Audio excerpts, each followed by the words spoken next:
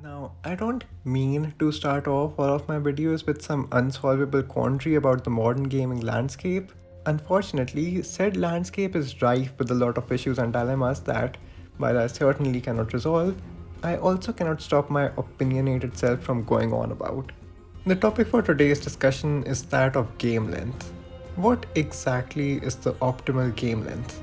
Some would say that it's the ratio of the game length to money spent that matters. That sprawling games with giant maps and tons of things to do in them give you the maximum bang for your buck and are therefore the best. Others maintain that they don't have the time to spend on such games, and that a lot of open world games of this nature end up being more repetitive and tedious than fun. Of course, there are exceptions to this rule. Games like Horizon Forbidden West and The Witcher 3 seem to be held in pretty high regard despite being very meaty. I personally fall into the second camp. Look, there are way too many games to play nowadays, and the daunting mountain that is my ever growing backlog doesn't get any easier to climb when the games I'm looking at are upwards of 30 hours in length. It stings even more when they have little meaningful content to look forward to, which is what tends to be the case these days. No, I prefer crisp experiences that do not overstay their welcome, and games like these regularly tend to be heavily narrative driven. Part of the appeal of the whole Uncharted series to me is that they can be blasted through over a long weekend. Well, Lost Legacy takes that brevity to an extreme, a fact that many fans of these games were none too happy with when it came out. Welcome to the world of standalone DLCs. Population? 3 that immediately jump to mind. Standalone DLCs are, you guessed it, standalone titles that resemble downloadable content. Think Spider Man Miles Morales. The game feels very much like an extension of the 2018 title, but it mixes things up just enough to, in the eyes of many, justify the price tag of a full length game. Another standalone DLC is Infamous First Light, which takes the USP of its predecessor, chucks it out the window, and provides a focused experience with only one power at the protagonist's disposal. The third, of course, is the one we'll be talking about now. Uncharted Lost Legacy is a standalone DLC through and through. It's a contained experience that, while successful on its own, borrows pretty much everything from its immediate predecessor, tags on just a little bit more, and presents it to the player in an exciting yet admittedly brief package. Now that we know what a standalone DLC is, can we somehow justify its existence? Well, if you ask me, standalone DLCs are absolutely tremendous additions to pre-existing series, provided that they're marketed as shorter experiences and that their price bears the mark of reused assets. For fans of these series, standalone DLCs can help tide us over till the next big game releases. Considering that they're spin-offs, they aren't even essential to play, but given their brevity, they can make for excellent experiences that don't stretch the game's mechanics too thin like big AAA releases might. Clarifying my stance on standalone DLCs and shorter games in general was important because a lot of what I think Lost Legacy does right entirely rests on this justification. So, what does it do right? Well, to answer that question, I'll start where I think the other Uncharted titles frequently faltered: the gameplay. The gameplay of these games has always been a vessel to carry you from one big set piece to another, falling apart at the vaguest hint of any scrutiny. Sure, it's gotten better with time, but the foundation Drake's fortune set went more or less unaltered till the fourth game. It's good, then, that Lost Legacy uses the fourth game as its foundation. What isn't as good is that the gameplay elements continue to be shallow, if inoffensive. Or at least that's if you look at each element in isolation without contextualizing where they're being used. What I mean is that the set pieces are so grand and the gameplay is so well integrated in them that their lack of depth doesn't matter, and it never has since the inception of this series. The shooting is typical for any third person over the shoulder shooter. It's serviceable, and the amount of guns on offer combined with the environmental destruction are enough to make it feel fun most of the time. Really, the only thing I can complain about here without coming across as too nitpicky is how roll and taking cover are both actions mapped to the same button, which might not seem like a problem till you're playing this game on crushing. You know how I was so certain that this game was short? It's because my playthrough of it was 10 hours long. But it was only that long because I was busy smelling all the roses on my way to the finish line. And by smelling roses, I of course mean nose diving into them as Chloe took cover behind the wrong wall as I tried to roll out of the way of danger for the umpteenth time. On lower difficulties, I don't doubt that there's a lot of fun to be had in the shooting galleries that this game moves through, particularly since there are many opportunities to use verticality to your advantage and get creative in many of this game's battle arenas. On higher difficulties, though, you're relegated to exclusively hiding behind cover, hoping that some senseless vanguard won't come to one-shot you in your hidey hole. The game adds little in this department, but what it does do is rehash and integrate some of the best and most popular set pieces from Uncharted 2 and 3 to create one of the single best action segments that I've played through in a game. Of course, the novelty of those sections is what made them so popular in the first place, and having them redone here might be an excellent act of fan service, but it certainly wasn't going to win the game any awards. If you're the type to bring slightly different types of guns to knife fights, this game does also present the same hand-to-hand combat that Uncharted 4 had. It's also proud to show off these mechanics like the previous title, which is shocking because there's truly nothing to show off. Like many a men that send unsolicited eggplant pics over social networking sites, the game grossly overestimates its endowment when it comes to melee combat. The only saving grace for melee are the team finishers that you can employ depending on the situation, but these are few and far between, and ranged options reign superior regardless of the flair these finishers offer. Shifting our focus to a more subtle approach, stealth in this game is exactly how you remember it from Thief's End: bad.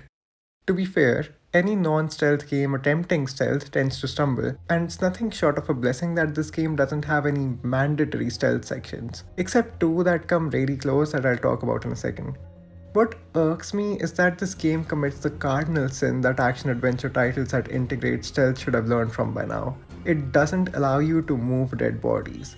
Now, I don't know about you, but if I found myself capable of choking out a man with my arms made of pure muscle before proceeding to climb literal mountains, I sure hope that I'd be able to carry the body of the aforementioned man to some shrubs right next to where I took him out. Or, at the very least, I'd hope that my very hench best friend would do that job for me.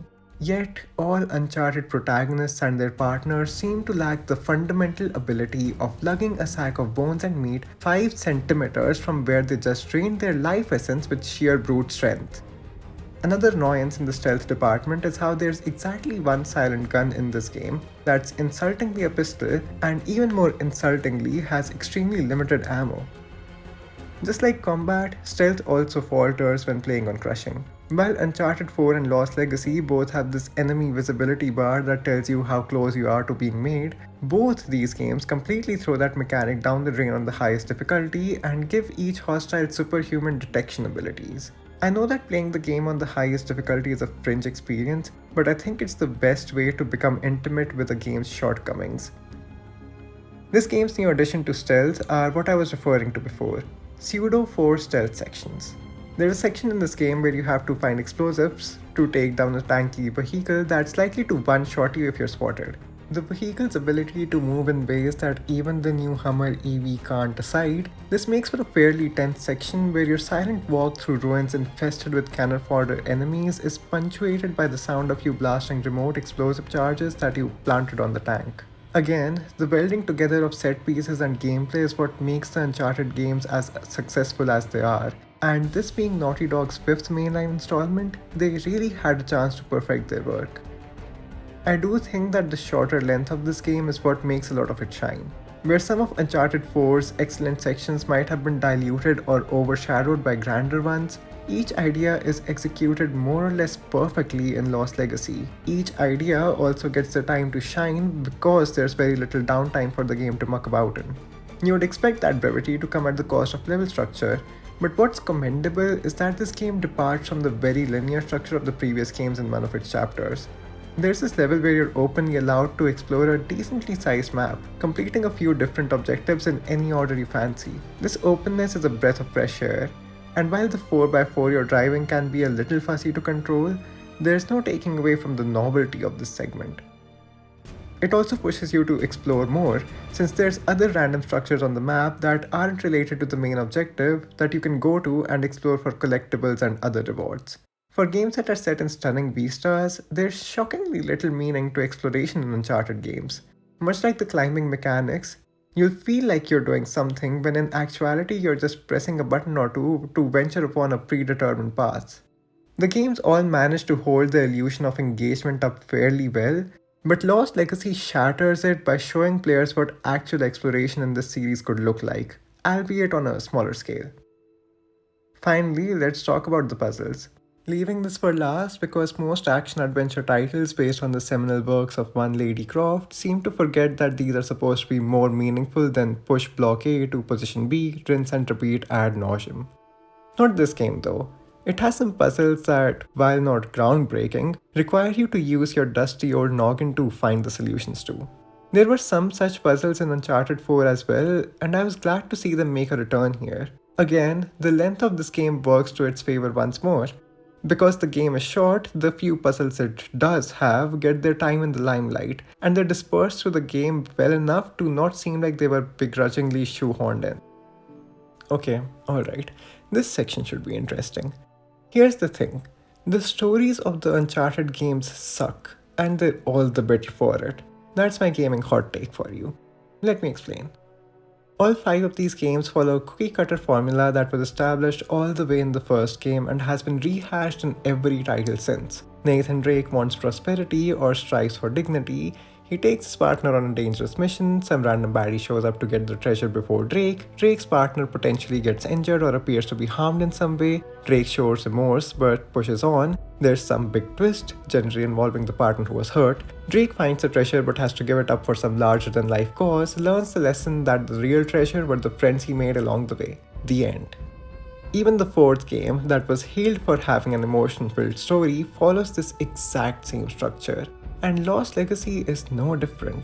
Let me be clear, this story structure is not bad. It's got the makings of a B-action movie plot, and these games do not need to be anything more than that. It's just that any criticisms directed towards any of these games' stories should acknowledge the broader shortcomings of the series as a whole, and how they ultimately don't matter.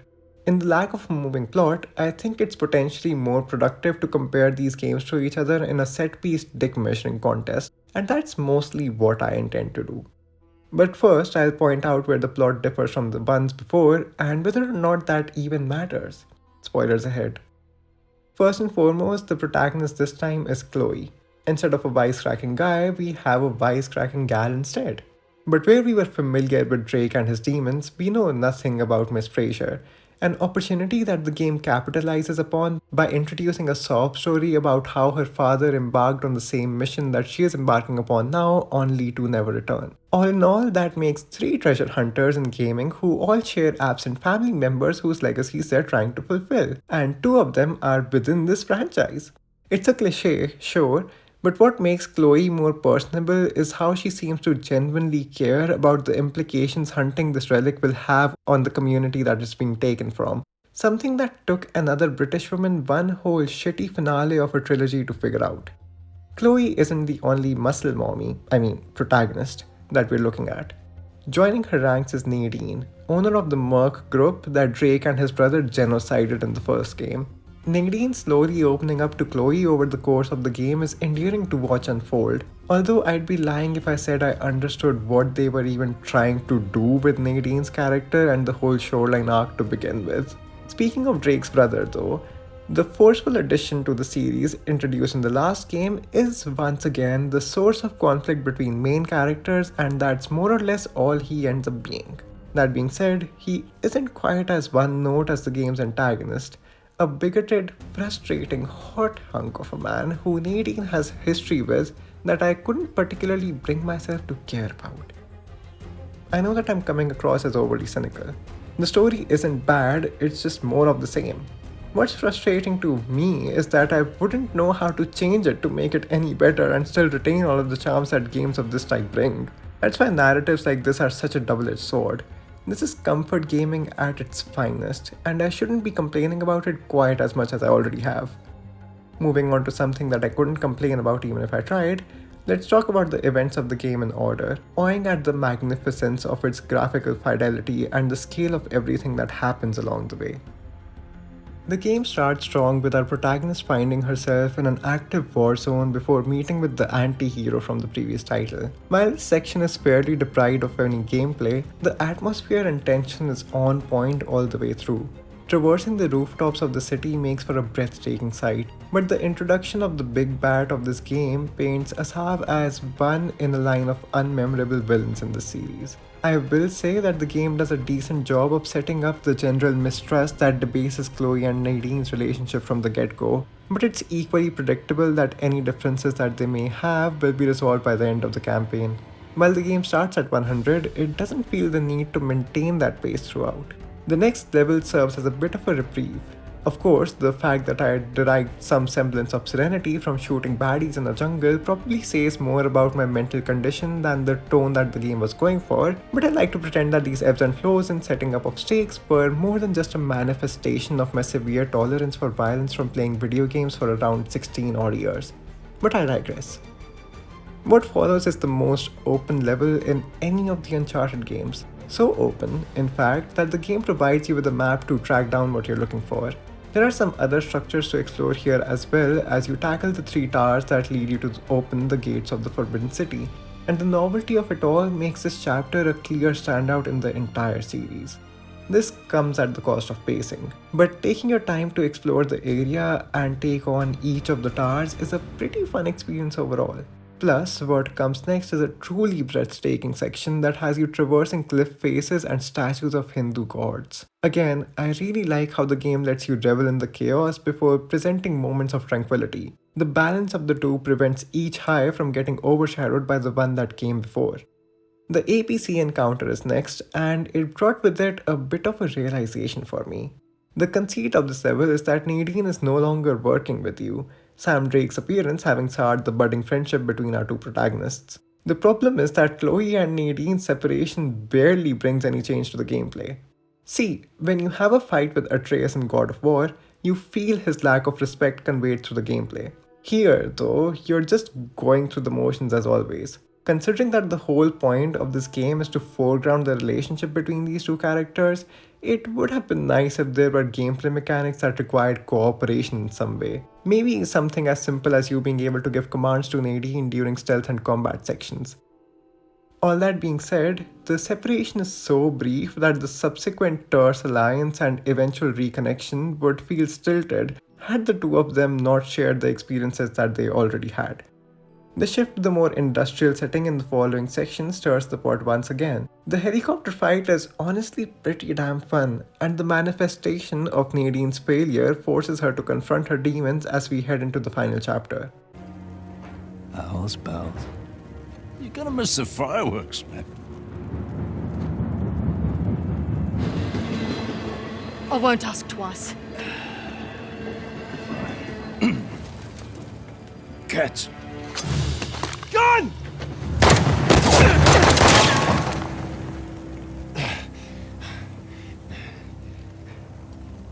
Nice shot. Thanks. Boy, did they save the best for last. Traveling through the train, jumping from one compartment to another is a fantastic reimagining of the scene from Uncharted 2. The addition of cars that you have to hop between to progress to the front of the train makes the set piece even more of a thrill. I truly love this section, and while it is essentially reusing elements from previous games, the repackaging is done in an additive way that manages to make this still feel like a standout. The final fight against Asav was more of a chore than anything, and while the resolution of the story was quite predictable, I still couldn't help but smile when the final cutscene rolled in. So, how do I feel about this game? Well, I don't think that it does anything revolutionary, but that doesn't mean that it doesn't hold any merit.